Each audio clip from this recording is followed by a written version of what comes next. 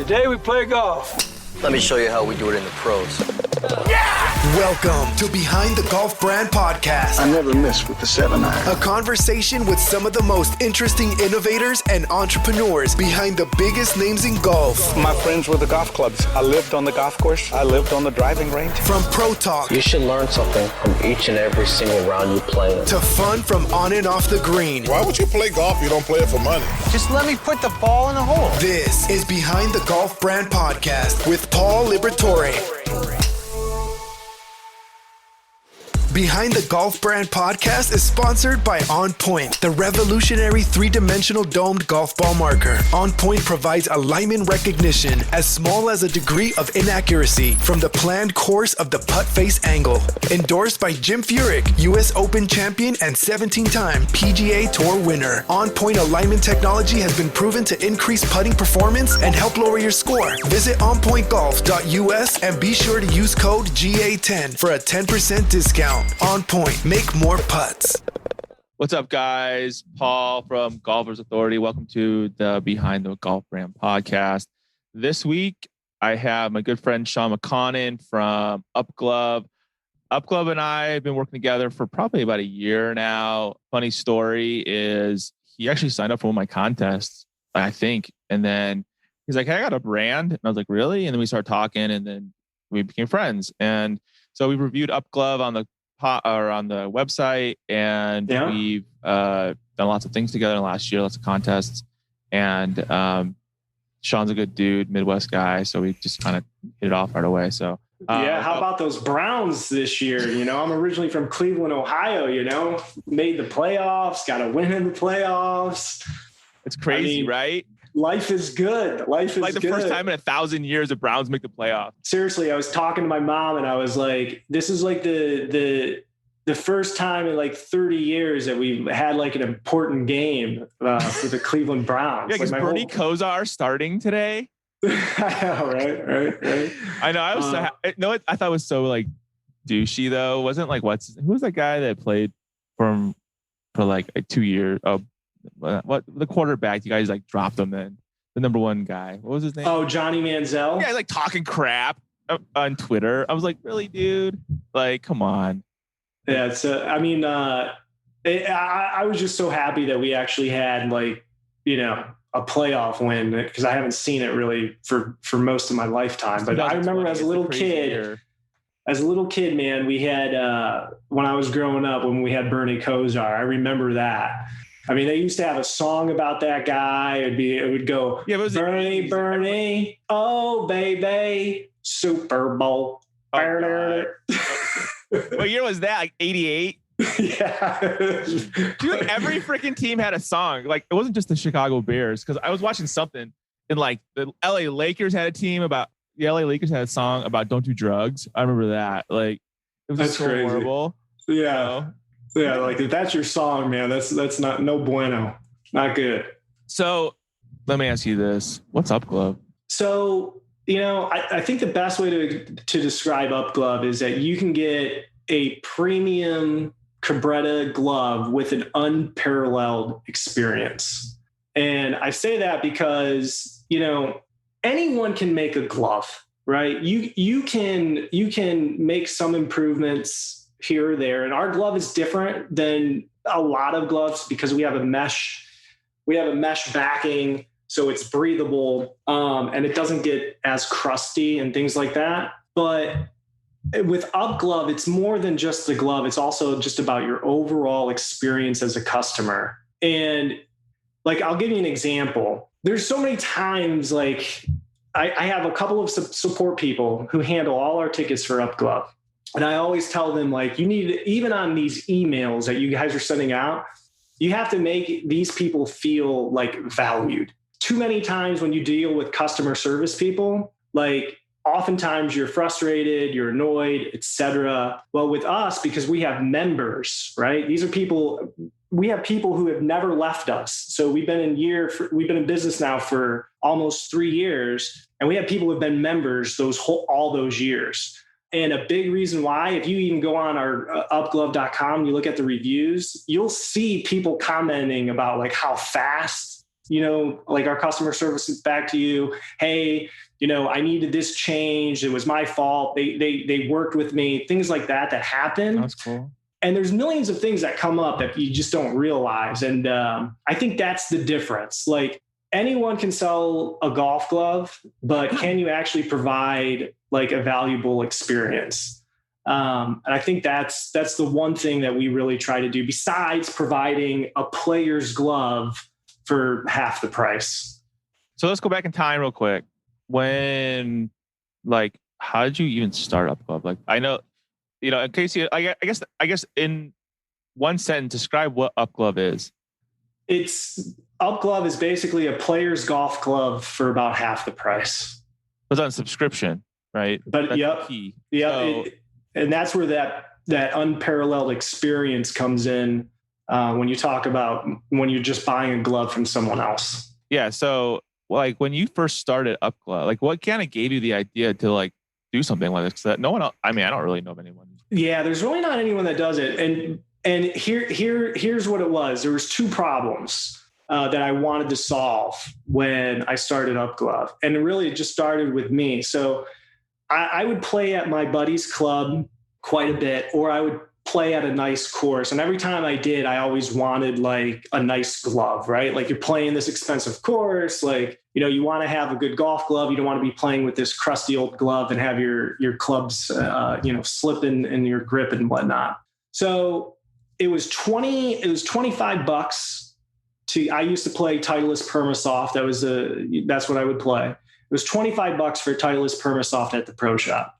And honestly, that was pretty consistent with most places. Anywhere between $22, $25. Not even more, probably. Right. So I would always forget to buy a glove. You know what I mean? Like I would just forget. Like you don't really think about it until you show up at the course, and then you're like, "Oh crap! I'm playing today, and we're playing a match, and I want to play well. I want a fresh glove." And so essentially, I would always be shelling out, like $25 for a glove. So originally, what I did is I really just wanted to buy a bunch of gloves for myself. Really, like that's basically what I was doing. I wasn't even thinking at this point in time about the business. And so I searched all over. I tried a bunch of different budget gloves. But once you start playing with a thin, soft cabretta glove, it's really hard. And not every cabretta glove is the same. They're just not. There's some that are thicker. And once they get a little bit moist and whatnot, like they're gonna feel like a brick and like your next time out.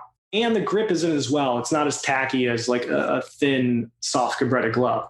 So that's what I was looking for. I tried a bunch of different budget places. I couldn't find it. Then I originally started on Alibaba, and I was looking on Alibaba, and I just wanted to buy like 50 gloves for myself.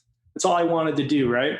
And it was I had the worst headache dealing with Alibaba, just like trying to communicate with people. It was awful.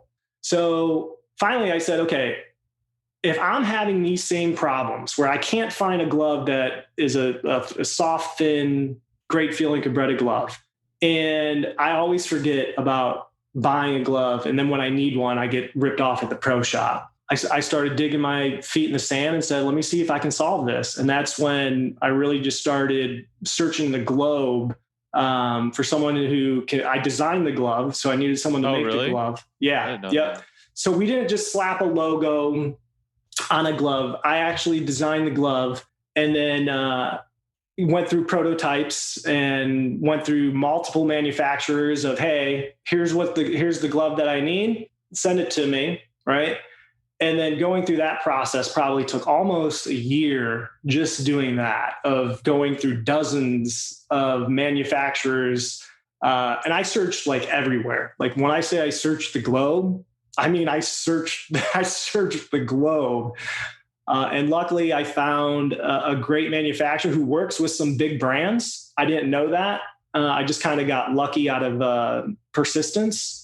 And the communication and all that stuff was just so good with them. Then I was able to land them. And then that's really when UpGlove started to kick off. So what year was that? So we started shipping like 2 years and 7 months ago. Oh, crap. So, I thought, oh, wow, that's cool. yeah, yes. Longer ago. No. So almost 3 years that we've been shipping, and then we've been in business probably about another 12 to 14 months before that. But that was all really setting just up and figuring it out. Operations and working with the prototype, and because there's back and forth going on that, and getting feedback from golfers, and you're all always that good refining, stuff. right? Like you making sure it's just right. Yeah. I mean, always, all the time. Even now, we still look to refine on the type of mesh. There's different type of mesh that you could use, different underlayings that you could use to reduce friction on your hands and all that stuff. So, we're always playing around with to see what's going to work the best and keep costs down for our golfers. So, I mean, is your background in golf, or are you just were you a pro before you did this? No, man. I was just another dude like me, likes to play golf and try to have fun. Yeah. I mean, I kind of got the bug in college, and then more. What's that? That's happened to me too. Like I just got mine more of a bug. As a kid, I was like, I loved it, and I was okay. But as in college, I was like, oh yeah. Yeah. And then I moved down to Tampa, and I stopped playing, and then I picked it back up. And then I got the bug again, like really bad. And I just love the game, man.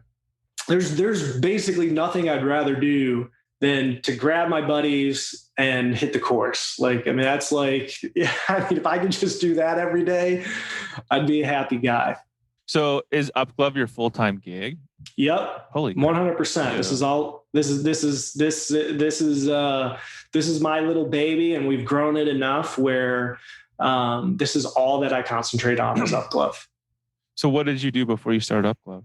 So before I started UpGlove, I was in finance. I was in investments. I worked that for probably 16, 17 years.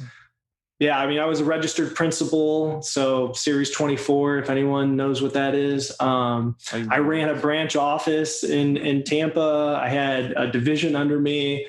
So that's basically, that was my whole career prior to UpGlove. So you just kind of getting burned out, I'm assuming. You're like, I want to start a company. And then the company started. And then all of a sudden, you're like, holy crap, this is actually, I can actually do this full time, which is like everyone's dream, right? Right. Everyone has a side gig. If you don't have a side gig, you're full of shit. And we all do somehow, right? Or we want to. And it's like to actually be able to go from your side thing, make it your full time. That's a huge leap. Yeah. So, right. So I started UpGlove when I was still, with the company. But I think the big thing was I always had like an entrepreneurial spirit. Like I always did. And I've been dabbling in businesses. Like I've started a couple of small businesses, and I was always just kind of in that sphere. And then, I have a passion, for golf. And I think what really hit home with me to take the plunge into UpGlove was those problems that I had of not having a glove when I need one, and then actually having a player's glove for where I didn't have to spend $25.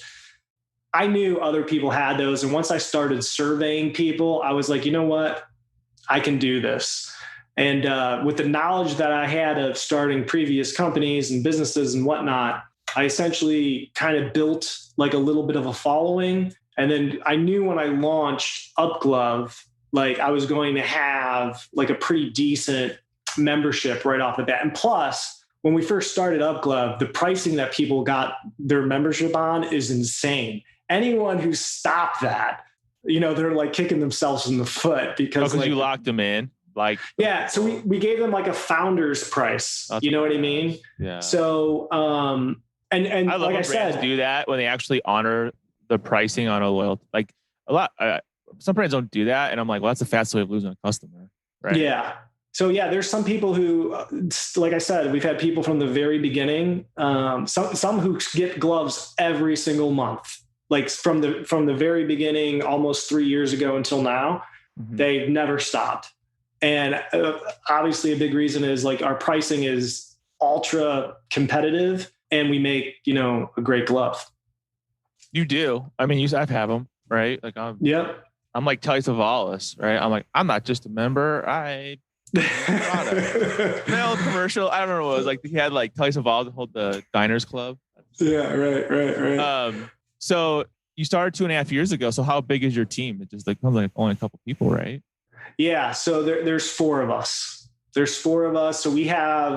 I have a couple shipping people, and I have a couple people who do support. So I have 4. There's 5 of us. I have 4 people, but it's not full time, work. And the great thing is a lot of our stuff, besides we do all of our own shipping. And that's part of the reason why we can be so competitive with price. Cool. So we don't have like a third party logistics company. Yeah. So we actually do it. So we have our own storage facility, and I have a couple people that handle all the shipping. So you have your own warehouse, I would say. Yeah. I mean, it's not like a storage place, right? Yeah. It's a real warehouse. Yeah. So these like storage facilities, like I have the storage place, and it's like, oh, I can see like sitting outside, like doing it, but I'm like, you mean a warehouse, right? Yeah. So we have our shipping people can actually, we have a very like flexible like scheduling. So the main thing is we only ship once a month. It's on the 15th. As long as we're getting everything done before then they're allowed. They pretty much go there when they need to. Or if I say, hey, we're getting stocked up this week and we need to start like doing some of the packing. And if we get returns, like if someone needs a new size, and we the first resizing's on us. They don't even pay for that. Like we pay for them to ship it back, and then we pay to ship it back out to them. So if we need someone to go there, I just let them know. It's all automated. We get like an update from the system that says, hey, you have a package. And then we go ahead and that's cool. Pick up the package and do the returns and whatnot. And then even with my support people, I tell them not to work the weekends, but they do anyway. So even like, I always tell people, like, if you don't get a response, like we've never had a ticket go over 24 hours. And I always say, but let me leave a caveat there. If it's on the weekend, they're not supposed to be responding, but they do anyways. But yeah, so it goes back to that experience again that I was telling you about. Like, hey, like we have people all the time, like, hey, I need a new size. I'm going to go ahead and send this back to you. And I'm like, oh, no, we pay for that. And they're like, what? You know what I mean? Yeah. And then you got to honor it. Like that's the thing, right? Like people appreciate that. It's like I don't know. It's like when somebody sends a return order in, right? It doesn't fit them or it's something's wrong with it. It's like, just do the right thing. Right. Well, I think that's well said. And we're in it for the long game. So I don't, our company doesn't make money by selling, one order to someone. No. Right. Like, it's not fire to forget. Right. Exactly. So like I said, we've had some of our founding members who are still with us who have ordered every single month. And so we're in it for the long game. So I know if we take care of our customer, right? Like if we're doing everything that we're supposed to do and they get quick response times when they contact us, if they have an issue, we take care of it. If they like need a new size or whatever, we have people who say, hey, it's cold. I want one left and one right. Can you do that? We take care of it. Right. So if we really do all like they belong, right? That's it. Because like, that's the key. It's like, if you're a part of, here's the thing, like here's my 2 cents about subscription services. There's a lot of them out there now, right? I mean, there's not a lot. There was a lot like 2 years ago. Now they're kind of like going away, especially golf ones. There's a couple of them. We all know which ones there are, and they're cool. But it's like, if you're going to subscribe to something, then you really need to like feel like you belong to it. Not like, I'm just paying you money for stuff. Right. 100%, man. And so that's why we have to do like these things and create like, somewhat of a memorable experience for the customer. Because we know if we take care of them, then they're going to go ahead and take care of us in return. So like even our packaging, like, by the way, we're going to be coming out with the white packaging for people, but like we have we have our nice mailers. Like these things are like thick. Like we just didn't throw them in some like unbranded, like crappy mailer, like we went with premium mailers. Yeah. Even our thank you cards, I mean, they're like thick, you know what I mean? Like, so everything we do is to try to like, hey, you're part of something special here. You're going to be treated like, someone special. That's awesome. Right. Yeah. That's the real, that's a real differentiator, right? It's not like, but like I could go start a glove company and I could do the same thing as Sean's doing. But if I don't do those things, I'll make people feel important. I'll never sell one glove because people are like, why am I paying you? Yeah, that's really the thing is like, like you really have to really focus on your customer experience. I feel like that's kind of the problem in golf anyways, with the big brands. They don't give a shit. That's why they don't care.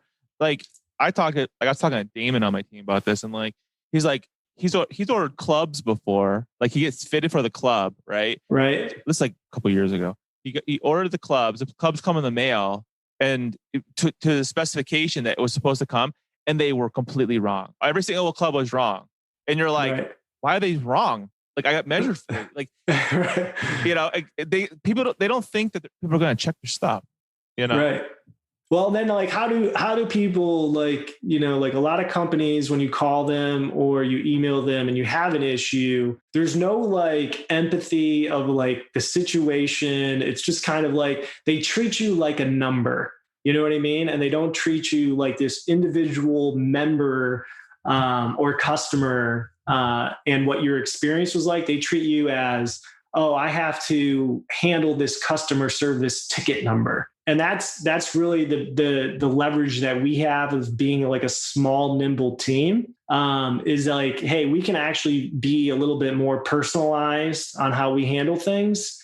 And we're not looking at you as a number. We're looking at you as like, we always like the UpGlove family. We say the UpGlove, we're looking at you as an UpGlover. That's what we call people who are members, UpGlovers. You're not just another sale number to our bottom line. Yeah, you mean something to us. Like that's it, man. That is the differentiator right there. Besides, obviously, you're almost selling like a commodity with golf gloves, and our pricing is super competitive for the type of glove that we sell. Like, I mean, you really can't find a glove like ours that has that thin leather and the breathable backing and things like that at our price. But you have to sign up for the membership in order to get that. Yeah. And in order to keep those people, we have to treat them, and make sure that their experience is pleasurable the whole way from the time that they order to the time that they get the glove. And then inevitably at some point there's going to be a time where they might have to contact us. We want to make sure like they feel like, wow, I'm happy. Like I'm with them. Yeah, like you actually care about them. Right. 100%. And that's what's so cool about. So I guess like how many models do you guys have? How many? I'm sorry, what was that? Models. Like, do you have multiple models, or is it like this? Is like do you have your core glove? Yeah. Core glove. So that's a good question. So right now we only have like white and gray, and we only make the one glove. And part of the reason on doing that was, and we're looking at potentially having a ladies line. We do have ladies that play our glove. Yeah. But we got to make sure, because we offer the membership, and because when we order gloves, I mean, it's by thousands and thousands of gloves. So we need to make sure that we have the demand for that. But we have been getting more and more women who have been asking us about UpGlove, and if we have a women's line. So we're looking at that. But currently, right now, we only make the one glove in white and gray, and then we have like every size, even cadet sizes. But we could look at offering another line down the road. But at the same point, like it's like, I always remembered this, like, like through business and everything like that. If you're going to do something, you want to do at least one thing and do it very, very well. And it took us a while to craft the glove and the prototype and, now build like this experience and everything like that. And I don't want to spread ourselves too thin where it's easy to start going down that path of, I want to do this, I want to do this, I want to do this. And then you forget about the core reason why you started the whole thing to begin with, like that shiny new object syndrome, So I think it will be a little while, Paul, before we actually kind of go off. I would diversify that. Why? You know what I mean? Like you want to be very good at one thing and then branch, Yeah.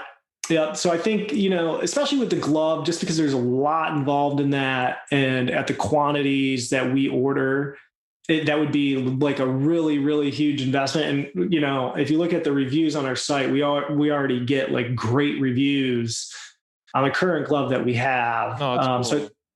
So I think it's about building that out.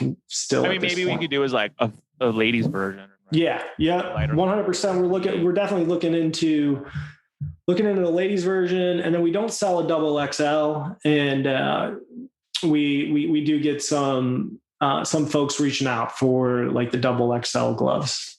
Yeah, but then that's the problem with all kinds of apparel, right? Like the person who's a double XL, it's like, dude, those are hard to get. I mean, like the special order. Yeah, it's making sure you just have enough demand for us from a subscription standpoint to make sure that like it's worth it, because it's not so much like getting that size. For us, it's going to be, well, if I order these, I just can't order 10 of them, right? And if I order, let's say I put an order in for gloves and I'm ordering 10,000 gloves. If I get 1,000 of those, that means I'm taking away 1,000 from other sizes that I know are going to go rapidly. So now you're saying inventory that will take years to sell. You got it. So it's just making sure that we're smart about that, and when we do have that demand, then we can capitalize on it. So like, what were the biggest obstacles that you've had to overcome? Yeah, I would say so. Initially, and we kind of touched on it a little bit, was the finding a manufacturer that you can trust and feel good about when you're getting ready to start like this company. So like anyone who's thinking about like, hey, I want to start, a clothing line, or I want to start, any kind of thing where it needs to be manufactured and made. Having like, if you're going to put all that money, time, effort, all those things in place, like you have to feel really solid about who your manufacturer is and the partnership like that you guys have. So that was probably the biggest thing, at least to get to the point where you say, all right, I'm in and I can make this happen. Then I think it comes back to having systems in place. So for us in our membership, one of the big things that I wanted was the ability for people to pause. So that's huge, dude. Yeah. If you're in Ohio, that's the biggest scary thing, right? You sign up for right. Doesn't matter what you're selling. If you're not for especially for golf, because it's so seasonal, right? Like you can get hosed, and be like, I'm not golfing for 4 or 5 months. That's amazing, right? And then what would they do? They would just cancel. They cancel, and they would never come back. Like, they wouldn't come back. Money and time, everything to get that person to join, and then you've lost it. You'll never get it back. Right. So like the ability for them to pause is like, that was like one of the big things that I wanted, because I was just thinking of myself and even though I'm in Tampa, Florida, and I can play year round, I'm originally from Ohio. So I know like, you're lucky if you get like 4 or 5 months out of the year that are like decent.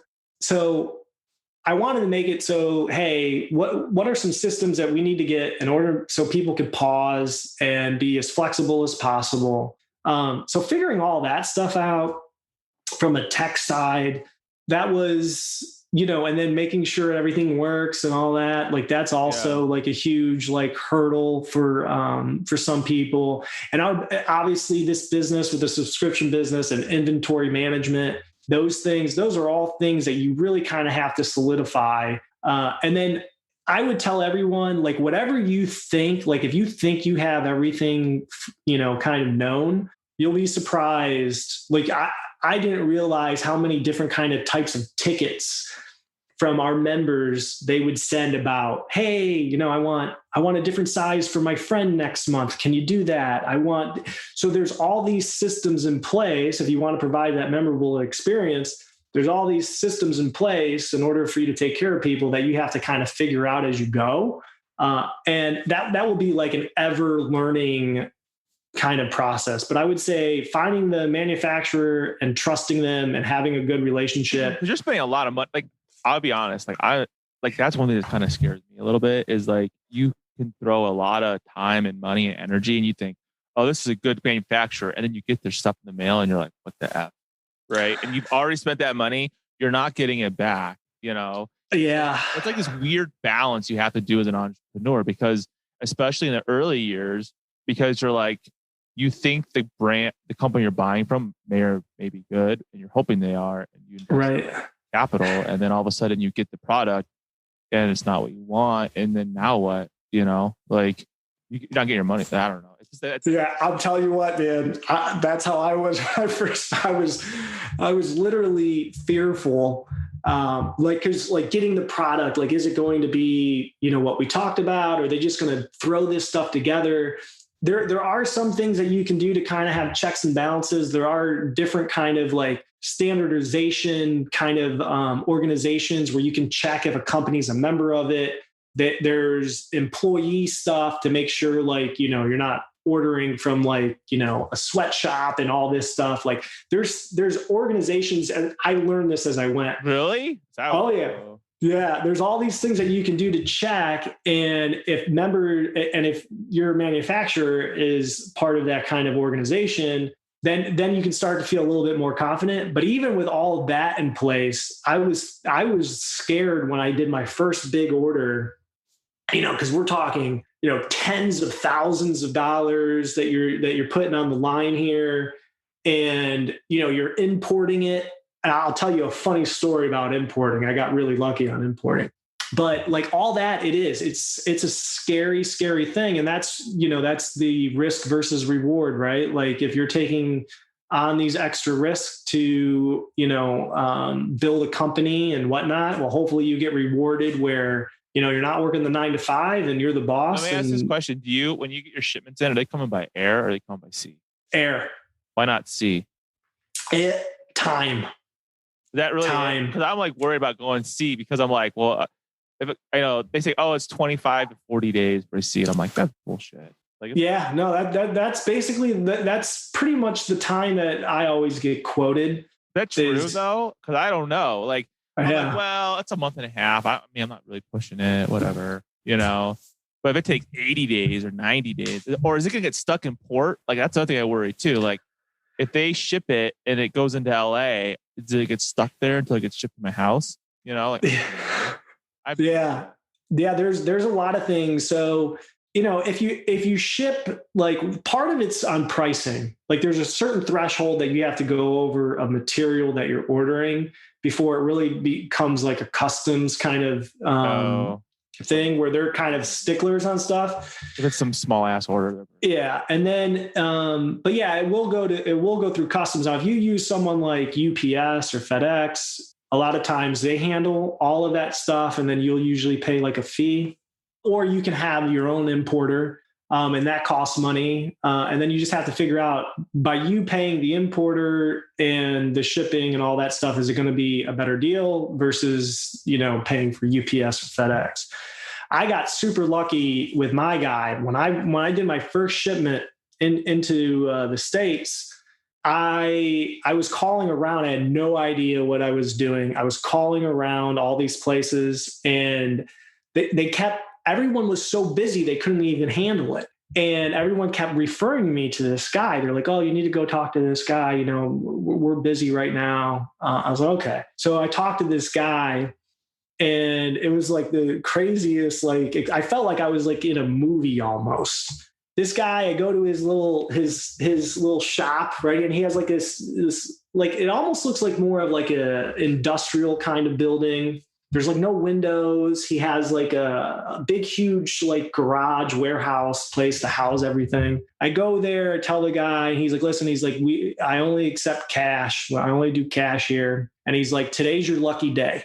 He's like, because I'm going to show you exactly how all this works. This guy literally takes me in to where customs is at the airport station, walks in, tells me all these people, like, so he's basically saying everyone through customs, like all the airlines, they're pretty much like all together, except I think for like Delta. Delta is like separate. Like, and he's like telling me how it all works. And he's like, these people hate each other. And he's talking like right in front of them. All the people who are like on the docks loading stuff, he knows all of them. So he explained to me the whole process on how everything works. And then I was like, well, what if I don't have enough room to store this? And he's like, hey, you're with me now. He's like, I'll store everything for you. And then when you need it, you come see me. I'm like, well, what's that? He's like, no, it don't cost you anything. You're with me now. I was like, dude, this is crazy. The guy just gave me like this great class on importing. And it was just phenomenal. Like the guy totally took care of me. I'm trying to picture this in my head, right? Because like if you try to do shipping by air, like no shit, it's like 3 times the price, right? Like, yeah. For reals, it is. If you do by sea, they say, oh, it takes twice as long, but it's like a third of the price. And you're like, I'll do that one. But I'm wondering then as it comes into port, how fast will it take to get to, you after that gets here? But I'm assuming it's probably all part of the process. It's fast. It's fast and you can't import it yourself. Like you need to go through an agent. There's specific software that you need to have that I think when I went there, because I was like, why can't I went to the customs place initially. I was like, how come I can't import this myself? And they're like, oh, well, there's special software that you need to have and it costs let me ask this, like if you buy it, so like what happens when you buy it? So you buy it from your company, right? And then they ship it here by plane. And then your importer guy takes care of it and sends it to you. Is that how it works? Yeah. Yeah. He handles everything. He imports it. And then I tell him to drop it off. Yeah. Wow. So it's all handled by him. Huh? So it gets dropped off at your place? Yeah, at UpGlove. Yep. You got it. See, it's all this process stuff. You don't even know how it works. Like, I don't know. Yeah, no. That's what I had to learn. That's what I had to learn. I don't know it either. And I think it's fascinating. People think, oh, I'll just go buy some stuff and I'm going to sell it. It's like, it doesn't work like that. Oh, no. It's a lot. It's a lot more difficult than that, and luckily I learned that process from that guy. Kind of showed me everything. And I learned how fast they can actually clear through customs and all of that stuff. So the timing and everything. But yeah, I mean, the first time I did it, like I was just going to try to import it myself. And they're like, oh no, you can't do that. Like I went to the customs place and they're like, no, you can't do that. I'm like, what do you mean I can't do that? It's my stuff. Why can't I bring it in here? They're like, no, it don't work like that.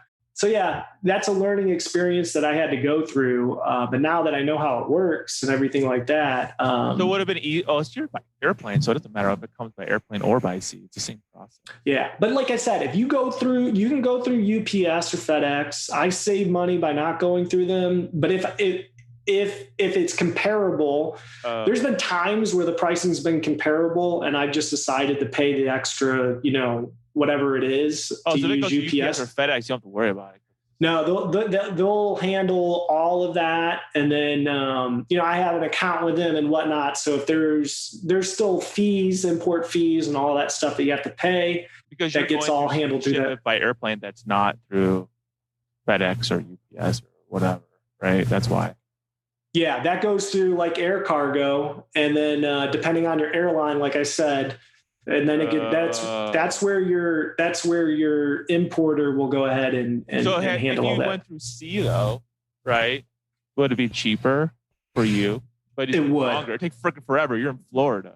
Yeah, it would take. It takes longer, and really for us, you're not saving because of the quantity we order.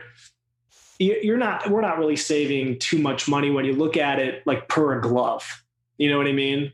So we're kind of getting into nickels and dimes when you're talking about hours and hours.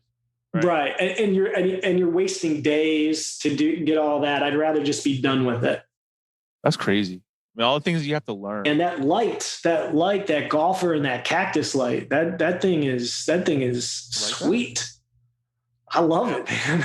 I gotta get myself one of those. They're on Amazon. They're like $30. Yeah, I gotta snag one of those up. I'll sell it to you. Do I get a discount? I mean, I'm gonna tell you guys right now. Shawn's a straight up guy. Like he'll share. Here's everything. Like he and I, we hit off right away. We've done, like I said, a lot of stuff together over the last year. I think it's been at least. Well, I think I started my Christmas contest. I mean, UpGlove is legit, right? And there's no one else doing this. And actually, you can see he cares.